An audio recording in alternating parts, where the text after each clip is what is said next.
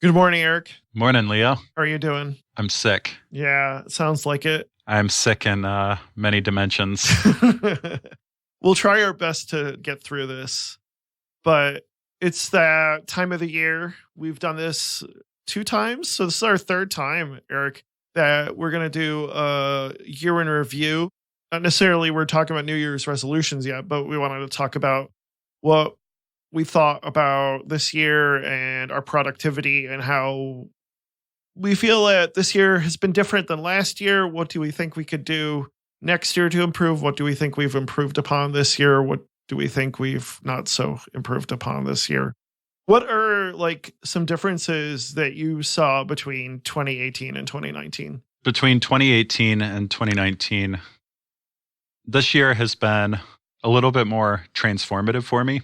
So I've been spending a lot more time trying to reduce the number of things that I want to focus on and try and create an impact on, because I have a lot of projects going on at any given time, or at least that's been true historically. And I make progress on a lot of them a little bit. And so I'm trying to find ways to find the intersection of some of the things that I am really excited about and find ways that I can move them together as one with more effort and more energy. And then anything that can't overlap, and try and put less effort into those, if not like cut them outright. And then the ways that I've been measuring progress, namely that in 2018 and prior, working on my own, I really didn't have any means of tracking my projects over the course of the year. I would have checklists and stuff like that, but nothing that I could really reflect on a year at a time and see what sorts of progress that I was making. So trying to get a little bit better about longer term progress and tracking of that. What about you? Yeah, I know what you mean. I feel the same way. We'll get into it, but I think like this year for me was more about slowly finding more focus. And like you said, one thing we don't value enough is like, for instance, what I think is best for my business and what I should do, but also like what I find exciting about and being a little bit more honest with myself as far as that. I think this year has been a lot easier for me to focus and a lot easier for me to get things done. I'm pretty happy, even though one of my goals that I had last year I did not meet, but I also feel like that goal was a little bit misinformed, which we'll get into later. But yeah, that's awesome. The long-term stuff is important, but staying focused on your short-term goals as well. It seems like that's been working out for you. Yeah, I kind of wish I had spent a little bit more time earlier in my career focusing on how to measure progress over longer periods of time, because sitting at a desk job and having people feed work to me gave me this shield of ignorance and just assuming that the work that was given to me was the most important stuff and it's what I should be working on. And then I never had to worry about measuring anything except, am I getting a promotion or is it time for a raise or anything like that? Yeah, and we're taught that like early on, I think, just with the way like education works. It's just everything is kind of sped food to us. We get an A, we get a B, we move on to the next grade, we get a raise, we get assignments at work. But then like once you're self-employed, the onus ends up being on you to like really make sure that you are staying on task with whatever your long-term goal is. Yeah. And so not having a whole lot of training in that, it's been a little bit of a challenge, and it's been a slow thing for me to realize that I needed, and then also to find out what works well for me. Measuring the week to week or day to day stuff has gotten really easy, because that a lot of the time is just routine and task lists of like the most important things that I want to focus on. But bigger picture, it's like over the course of time, are the most important things over the course of 3 months or 6 months or a whole year actually moving me directionally closer towards a bigger goal? And are there more effective ways or like a shorter path to get me to that goal? Like those are the kinds of things that I'm trying to figure out now. Yeah. Have you had any changes in the way you do things as far as tracking is concerned or keeping your to-do list active? Yeah. So this year I am trying to actually write out, and I use Notion, which I think is an awesome tool that my friend Katie introduced me to for creating basically checklists, but at a year level, very like course level thing objectives that I want to achieve over the course of the year, knowing that it's a year-long goal that I would later have to break down into like milestones. Like, where do I want to be with these over 3 months? Like a quarterly list. So I will have another list that's my quarterly checklist, and then a 1 month, and then a week to week. And then the idea is that at each of those milestones, I will do some review and then figure out if I have learned anything new that would change the direction of where I want to be in a year, or have I gotten off track and do I need to do some course correction, or are things like some of the ideas that I had just not working out and need to be reconsidered? How long have you been using Notion? For the purposes of measuring my progress on these kinds of goals, just this year. Okay. Yeah, because you've been really, whenever we talk, it seems like that you've been a big fan of it, and it seems like it really fits in your workflow. Yeah, I say that, but I really only use it for those checklists and as a web clipper. So I know there are so many other things. Like in the past, my business partner and friend Katie and I have worked on software and other business projects together, and we've used it as almost like a Kanban or like workflow. And she uses it for other things that she can explain so much better than me, but for like keeping track of like calendars and other types of things like car maintenance and stuff like that. So really, really powerful as more than just a fancy checklist and web clipper. But like I haven't gotten to using those features yet. So I have talked quite a bit about Todoist, and quite frankly, I don't think I've used it as often as I used to. Pretty much it's become my wife and I's shopping list, really. So I don't think I use it as much for the more professional uses that I had before. And I've actually switched over to using a spreadsheet. So I just use a spreadsheet and I create a new sheet every week where I just duplicate the previous week's sheet, and then I write down everything I want to get done, and then add things to that spreadsheet. And then I kind of prioritize every week or so, everything, and then kind of sort from there and kind of guess like, okay, how long is this going to take me? How much can I fit in? And typically I'll do like the top 5 items that week. So that's kind of been my methodology over the last, I want to say since May or April. And that's been working out really well. And then also I have a mastermind that I'm in, as well as, Eric and I do checkbacks every so week. We're starting to do that. I have a couple of groups that I'm in where I post my to-do list. So that way there's a little bit of feedback and accountability. And that's kind of been my methodology to tackle my to-do list over, the past few months. Yeah. And we didn't really talk about this yet, but having that accountability and also just a person to talk about what your last week looked like and what sorts of things you're doing in the coming week.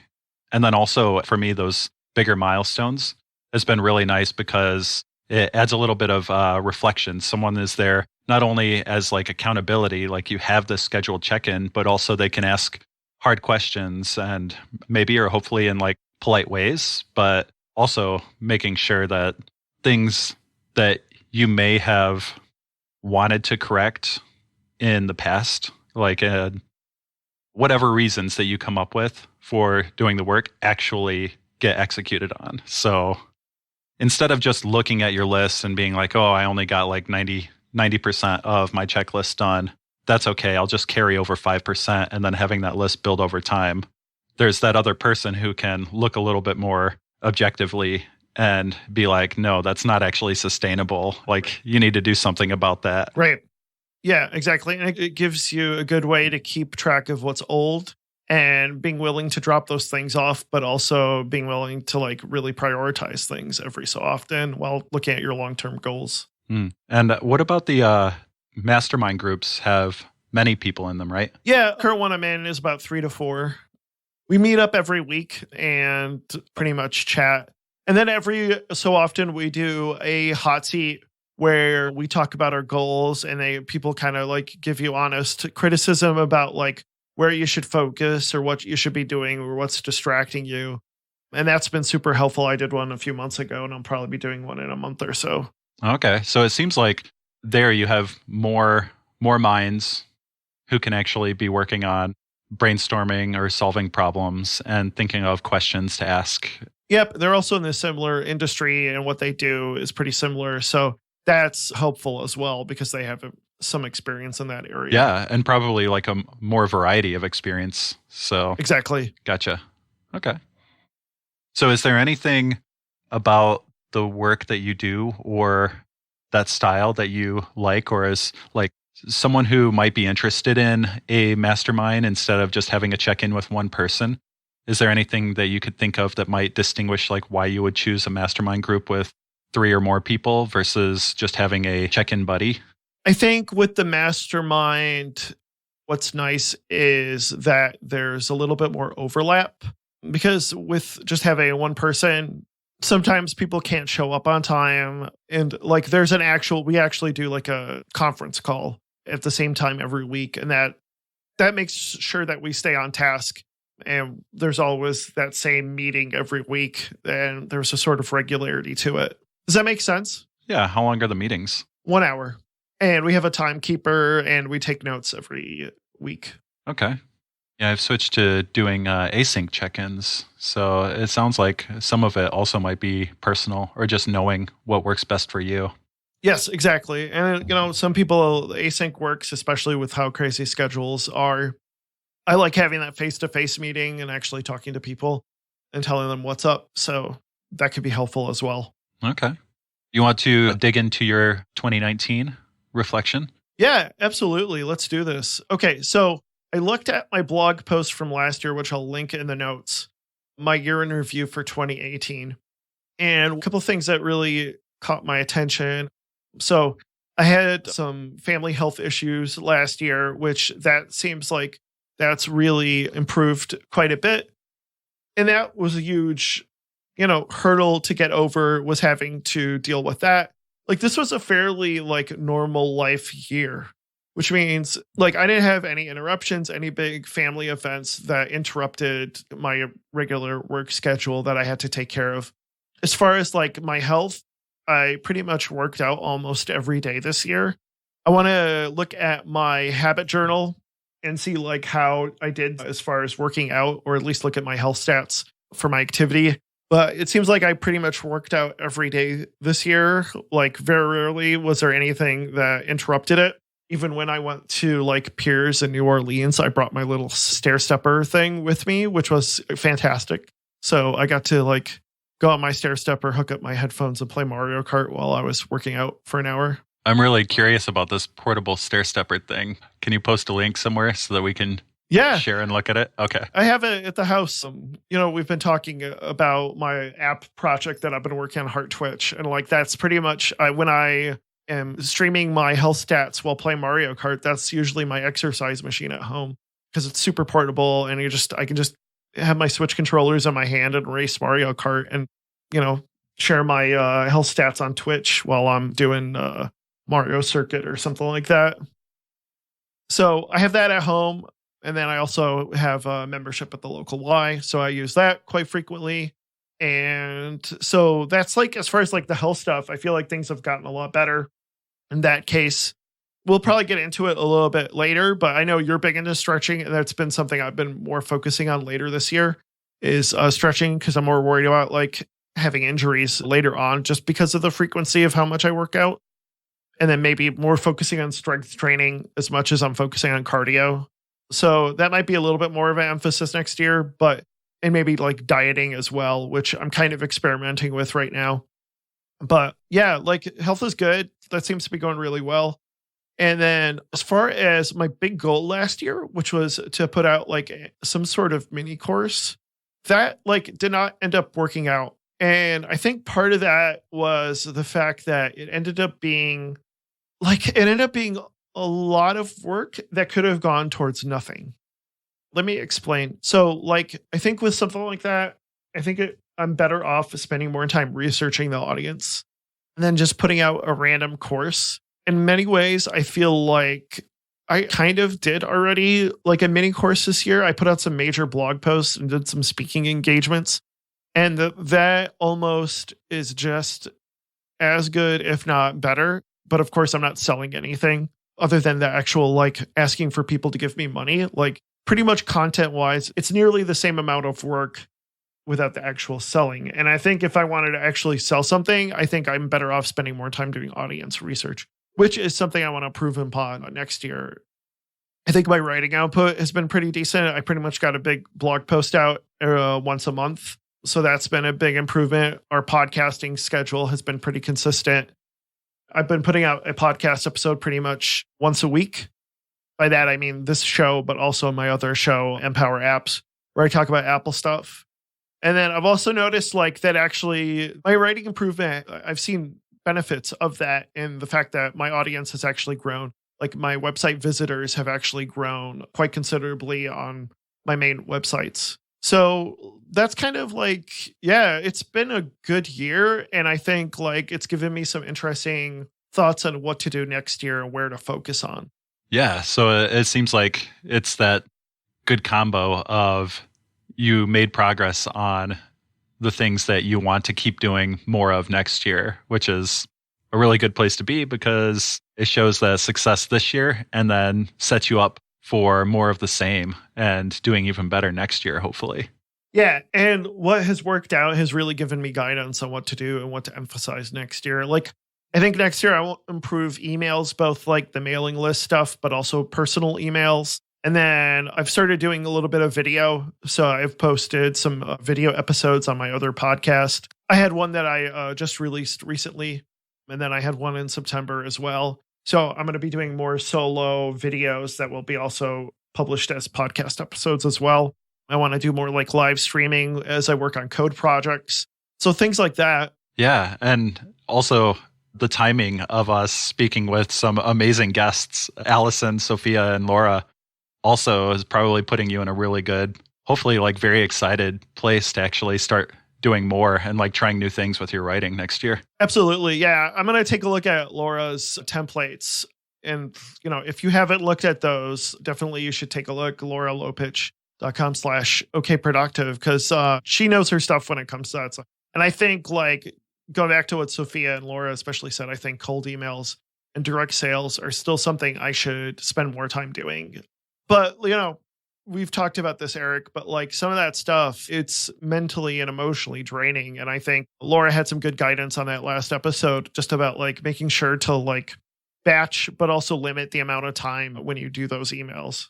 Yeah, that's something that I'm constantly struggling with. And I've really appreciated hearing different advice from different people who have experienced that and have found ways that they can keep writing either despite the emotional or like energy drain or finding ways to kind of circumvent it.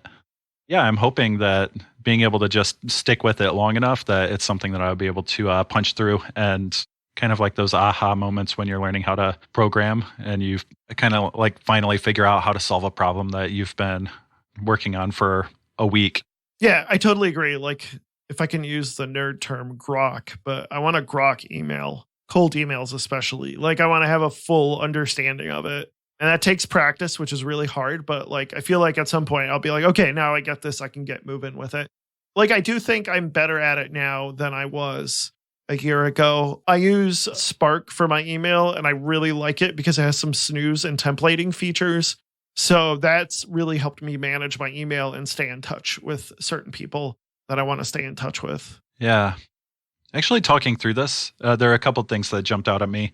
One is I really appreciated also that our guest talked about emailing as a form of outreach because a lot of what I am going to try and focus more on in 2020 is doing like community building and outreach. And I guess I had never considered emailing people for the purpose of outreach more so than like I've met someone in person and like just doing a follow-up. I guess that was my past mindset, but now trying to think of it as an active, like find out who might be interested in this in the area and who might be interested in presenting or volunteering or something like that, or even just attending one of these events. Yeah, if anything, we've talked about using Buffer for social media. I want to use Buffer, but I feel like I'd rather spend more time doing email.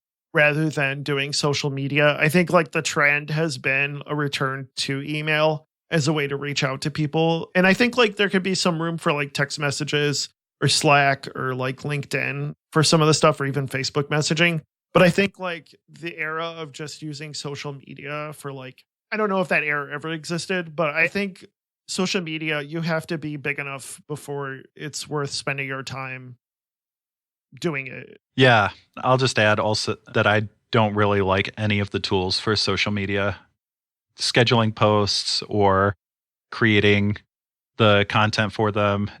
Just none of them have really spoken to me. They are just these really cumbersome tools that you just have to use because everything else out there is just as bad. And again, speaking from personal experience. And another thing is that a lot of them you have to pay for, or you get very limited features for free. Whereas like the tools for email, a lot of them that have been recommended to us or that are useful are just like free Chrome extensions. And I'm willing to pay a good amount of money for something that actually works. But like, if I don't see the return on my investment, it's like a waste of my money and my time. Inside baseball, I know you've had issues with Instagram, and like I've seen issues with like Facebook and Instagram when it comes to just spam comments and spam likes. Like that doesn't give you anything. Like that's not helpful if you have 50 likes and they're all from like bots. Yeah. And then there was one other thing that I wanted to touch on before we move on, is something I have been learning to do throughout the year as well, is when I am having challenges with tasks like doing outreach that I find is just really difficult, it just drains me. And then I don't get past that like draining experience, or it's not something that I recover from quickly. It's taking a step back and wondering, like, how has my past experience, not just the past year, but like, why might this be particularly challenging for me? Because usually I'm a kind of person who can jump into a lot of different things and pick it up well enough and be excited about doing it. But there are a handful of things that I've discovered that it's because I have had a certain background or a certain experience for a decade or more, and it has set me up for not doing this thing well. So I'm having to not only learn this new thing that is uncomfortable, it's also unlearning things that I have 10 or 20 more years of experience of not having to worry about, or doing it in a way that just like reduced a lot of the pain that I'm feeling now trying to do it in a new way. Like the emailing, having a desk job as a programmer, anyone who would email me was someone I already had a day-to-day working relationship with. And so there was no like icebreakers or anything like that. Emailing them was as natural as having a conversation with you. But now I am in this situation where I don't have anyone I work with day to day. I am having to reach out to people that I maybe see like once or twice a month. And it's a lot different experience for me. And being able to identify those kinds of situations helps me be a little bit more forgiving of myself, that it's taking a long time to unlearn and like grow and give myself time to do so. That's a really good point. I hadn't thought of it that way. I just think like when you have a desk job, it's pretty much you're like going back, kind of spoon fed who to email or who to talk to. If it's a outside client, usually there's some sort of standing relationship there. And like the struggle that I have is like usually it's with people I don't even know or have never met or half a world away. It's like I got to contact this person out of my own, gumption, and that can become really difficult. Yeah, so I've just discovered that there are lots of times these struggles are myself holding me back, but it's myself having years and years of experience in a certain way. Yeah. You touched on some things that you want to do for next year, like doing more of the emailing and then doing more writing in general. Is there anything else? You mentioned that the course, like creating the course, didn't exactly pan out. Was there anything else? Yeah, just about that. I think I want to spend more time researching the audience that I sell to, like doing more research into what beginner and intermediate Swift developers, which is kind of, I do Swift development, want to do more research in that area and finding out what people really struggle with and where their pain points are. So that's kind of one spot I want to focus more. one thing I learned from MicroConf back in April was like writing frequency is a nice habit to get into, but it's really like having that research before writing a post is super important. So I want to do that, not just getting into a writing habit necessarily. What about finding out where those people are going to learn? Is that something that you already feel comfortable with? I already feel comfortable with that. Yeah, I already have a good pulse of where that is. And going back to like social media stuff, like it's pretty easy for me to like post it to several accounts. So that's there. But part of it is also building that email list and emailing people as well when I have a new article out and taking advantage of that. Gotcha. So that is pretty much my progress for this year, kind of doing a little bit more of what I feel like I'm good at and doing a little bit less of what I don't feel is going to return a lot on my investment. How about you, Eric? What do you feel like this year has been, like 2019? This year has been, well, I guess it's sufficient to say that it hasn't gone exactly how I planned, but I think that's not the point. Like planning, doing the course correction is more of the point, right? Yeah. To kind of like learn and grow. Yeah, it never goes as planned. Yeah. That's a rarity. For me, it has been refining this idea of how to actually measure my progress and being a little bit more reflective of things that I'm doing now that I'm struggling with and things that I maybe don't want to do anymore, and finding ways that I can step away from those or cut back on them. And then I think another challenge that I've been having, and this is a pretty recent discovery, is being okay with asking other people for help. You struggle asking people for help, or you struggle that you need help? I don't mind so much that I need help, but being able to ask people, especially people that I don't have a strong relationship with. So there are a lot of other organizers for tech events in Lansing, and it has taken me some time to be comfortable actually just having the conversation of asking them to either do things or ask them for things, ask them for opinions that may just end up being criticism, but I have to be okay with because I want to keep getting better. And I want the community in Lansing, the tech community, to continue to grow and thrive. And I want more people to find it. And I want more people to learn and do awesome things together. So I need to get past a lot of that stuff. What do you think makes it challenging, like asking for help? Are you worried about rejection, or what do you think it is? There's a little bit of that, but I think more so it is, again, that I have been in a position the last 20 or so years where the problems that I'm solving are a lot more technical in nature. And so I haven't had a strong need to ask for help in a long time for my like day-to-day duties. I can just go on the internet, read documentation for coding problems really well, and figure it out. And so now I'm working with a lot more like people-oriented problems instead of computer-related problems. And so I've got this like total shift. Right. And I am just out of practice. Mm-hmm.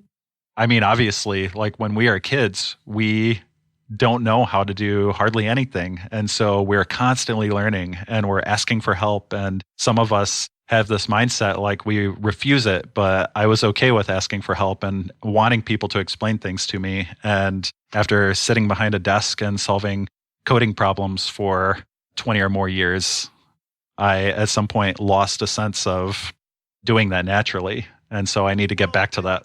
Well, I think as software developers, like we try to just learn the stuff on our own, right? Like it's like, why ask for help when I've been in situations where like asking for help is kind of discouraged. And so then you learn to just look up the stuff yourself, and that can become really difficult. And then I think another issue that I struggle with is like sometimes you don't get any response back, and you don't know if people are just like don't want to respond or they're bothered by you and you're kind of nagging them. What I've learned, especially as I've received more emails, sometimes just people put you at like the bottom of the list, not because they're being mean or cruel or anything. They just like don't have time to like respond to you, and they forget. And like, I think the whole following up thing has merits, People need to be like told things several times in order for them to remember and acknowledge you. Like, because you're not the most important thing in the world. And it's just like, you gotta like sometimes email people every so often to remind them. Yeah, that's very true. And especially some of the challenges that I want to address are making the events feel more welcoming to a broader set of people in Lansing. And then I want to be very conscious of who I'm reaching out to and be respectful of their time, because while I do need to become more comfortable asking people for help, I also want to respect that I may not be a priority for them. And so being able to navigate those is like doubly challenging for me right now. But it's definitely an area that I want to focus a lot of my time for next year. So what are some things you want to do with like local meetups to improve them and make them more welcoming? I'm still doing brainstorming, and this is an area where I'm already doing more outreach into the community. I opened up a suggestion box and am getting more people from every kind of slice of life that I can imagine to try and submit ideas. One of the big ones has been childcare at events. And I want to make sure that I can offer that safely, maybe not at all events, but I want to make sure that people who have kids don't have to make a choice on whether they can come out to an event or whether to let their spouse come out, or if they just have to skip it outright because the timing of an event is just too late in the evening. So I want to play with like practically everything about the tech meetups.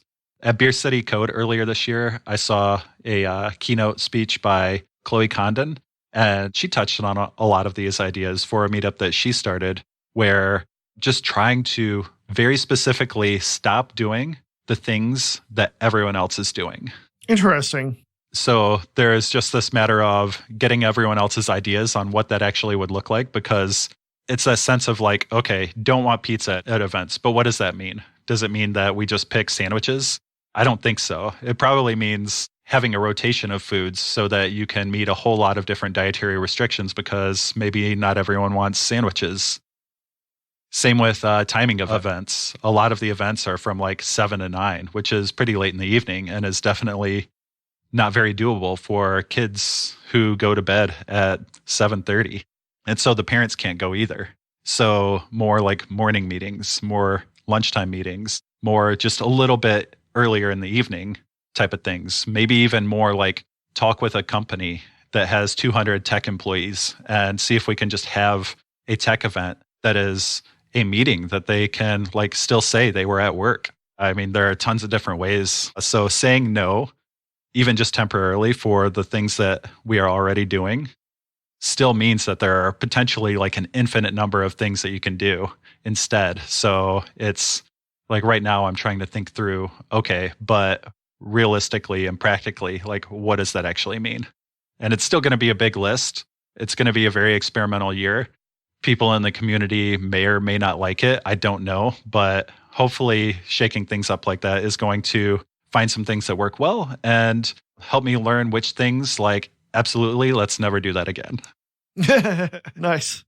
I think one thing is just be like open to them not working out and realize that they are experiments. I think as long as you're open to that, I think you should be good.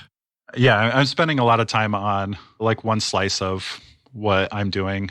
I want to do the same sorts of things with teaching. So the thing that I still mostly get paid for is tech education, teaching web development at MSU, and then also at outside programs. So I want to start thinking a little bit like the program that I run is also already like very not atypical. Students come into class, I lecture for 2 hours, and then they go and do homework, and then I give them a grade, and then they can't do anything about that grade. I don't do any of that. I try and make it very practical, but I want to take it the next step forward and figure out other ways that I can actually get the students learning in a more practical way that is more like how they continue to learn when they're not at school, because most of their life, whether they realize it or not, is not going to be at school. They're going to be learning on the job, and they're going to be solving problems for work. And I want to model the classroom experience after that. And I want to give them resources that they can take from my class and apply that to the rest of their lives. What else do you want to do this year, like, or make changes to your schedule?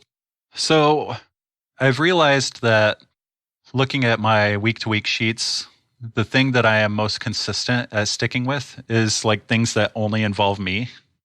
And then things that get further and further away from me, like that involve a lot of other people, tend to be a lot more spotty.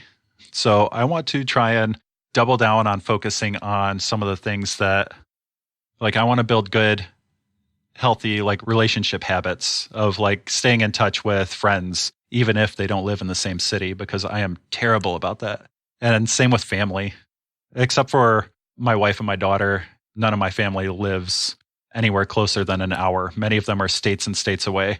So I want to find ways to maintain relationships in better ways with people who live really far away.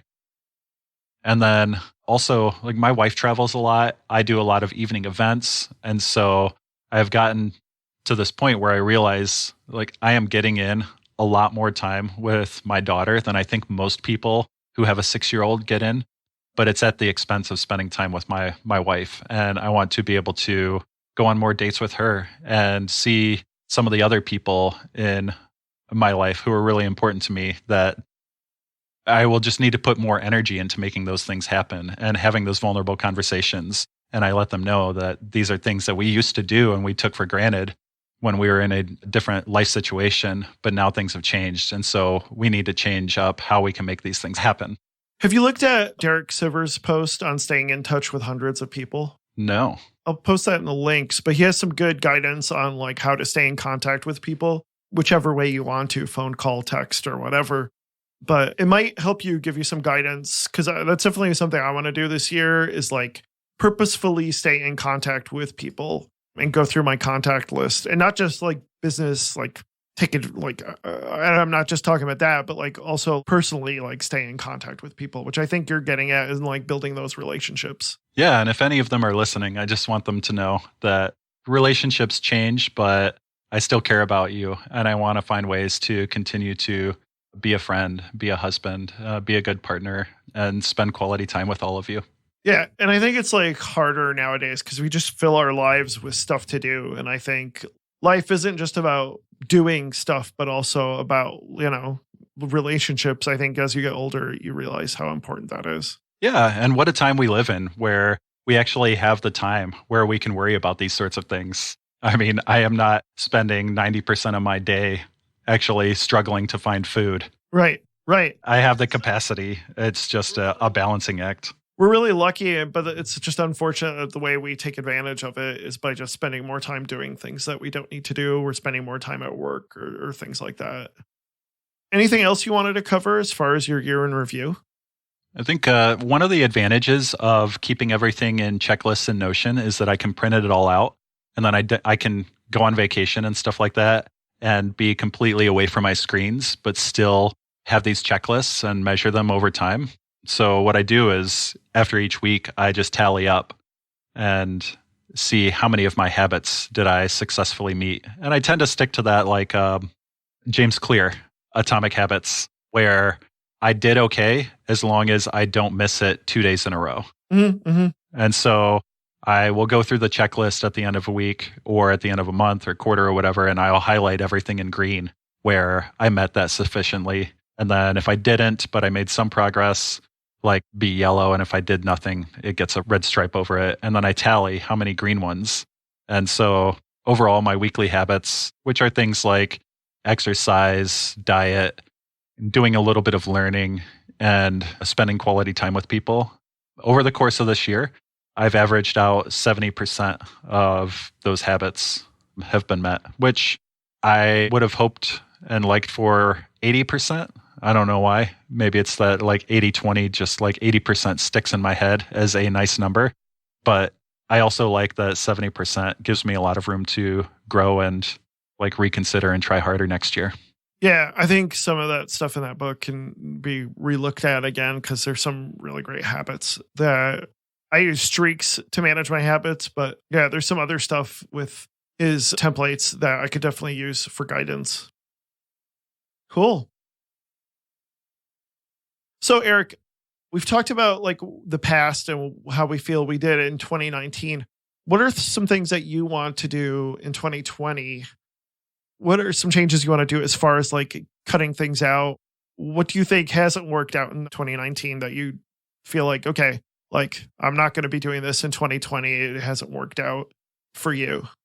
There are a handful of things, and a lot of them have really just been pretty recent discoveries.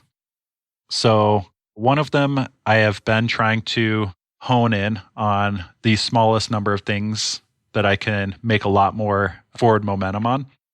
And so that means that cutting out everything else or finding strategies to cut back on them so that they still don't have so much overhead on my life. Because I don't really consider myself a serial entrepreneur, but if you have 3 open businesses, they take paperwork. You have to do something with them. Or they take mental energy, like it's something nagging in your head, right? Yeah, even if effectively you're not doing anything to keep them moving forward. So it becomes a matter of like, okay, it's time. Let's just close some of these down. So there's a nonprofit that I started up with some people to promote more like online giving and celebrating local nonprofits that are just kind of the unsung heroes. Like they're out there doing like wild, radical things that just blow people's minds. And I wanted more people to discover them. And so I want to close the nonprofit, but still let people know like some of my volunteer services, I can still just volunteer some of the technical know-how for getting people on like Facebook for nonprofits and stuff like that. So I don't need all of that administrative overhead of running a nonprofit in order to volunteer my time and help other charities. And then I already mentioned asking more people for help will also be another way where I'll spend a little bit more time asking for help. But well, hopefully it means that I'll be able to spread out work and get more ideas from more people and have more success without it being one person having to exert so much energy and time in order to keep something moving forward. And then there are some other things like social media. I already ragged on a lot of the tools that are out there.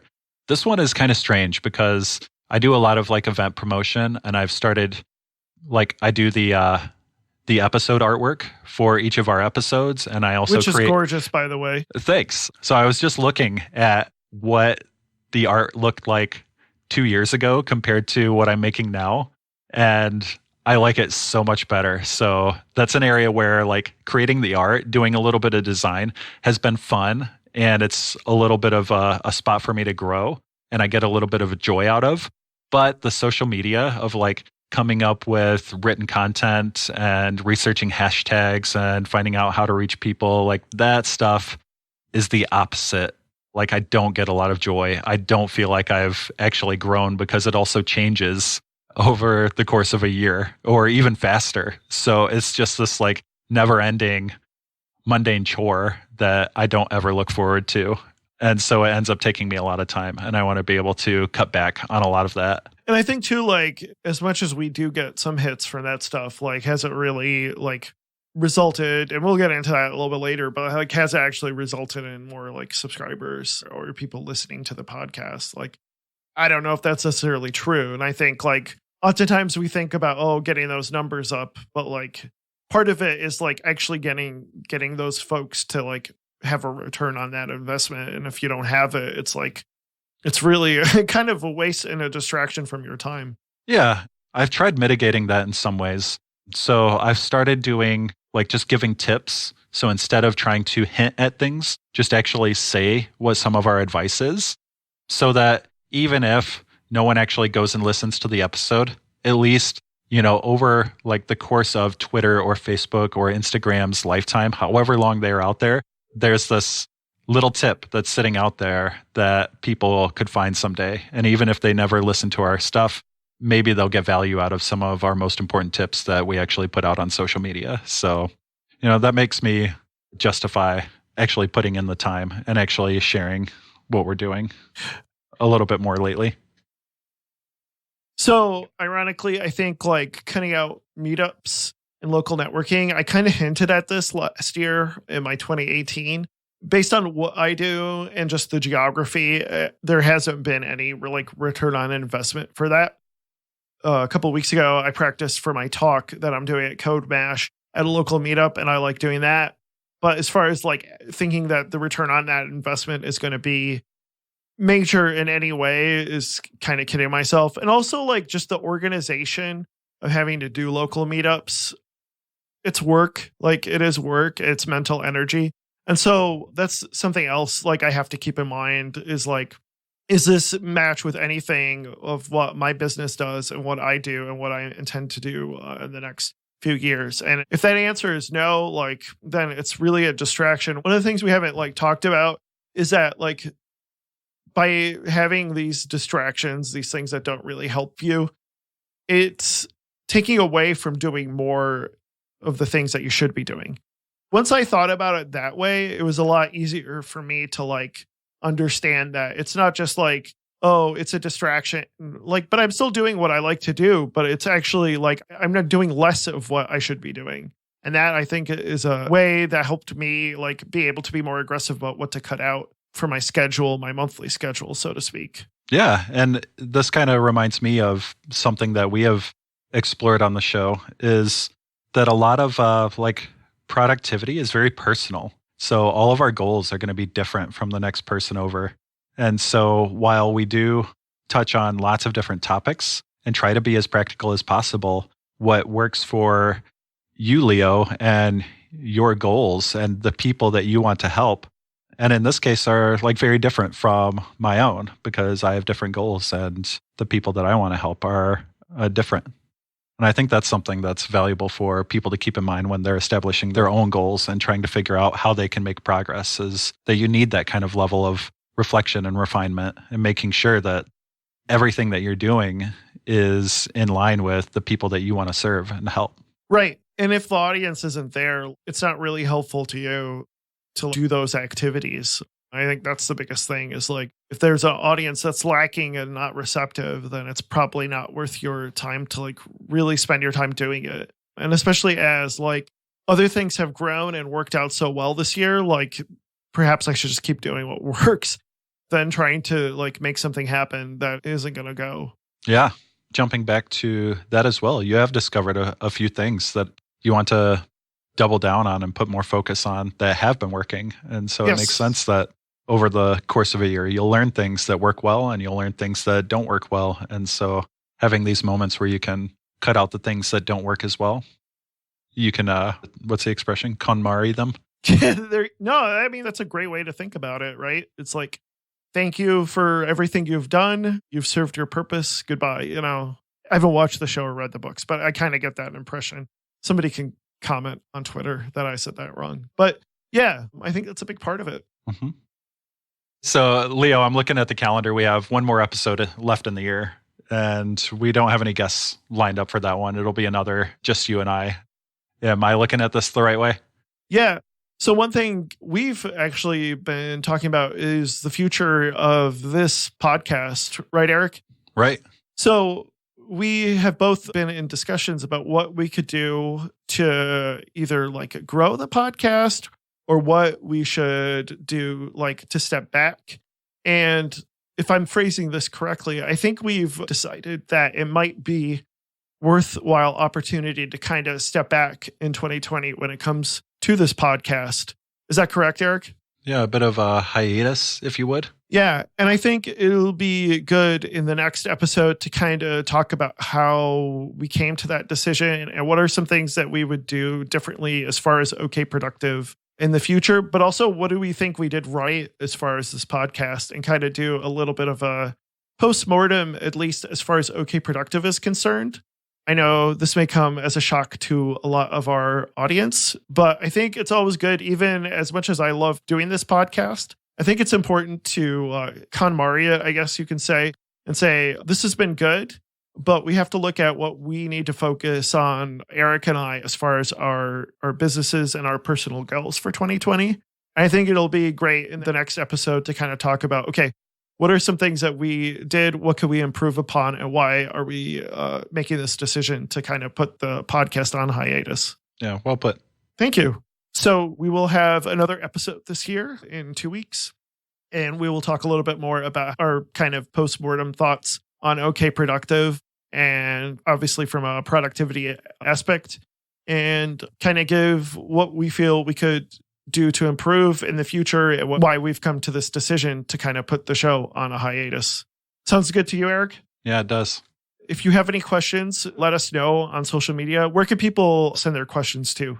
People can send our questions to, if they want to do it over email, you can reach us both at hello@okproductive.com, or you can always put a comment or direct message us on Instagram, Twitter, or Facebook. And on all 3 locations, we're OK Productive, all one word. All right. We'll talk to you in a couple of weeks. Ta-ta.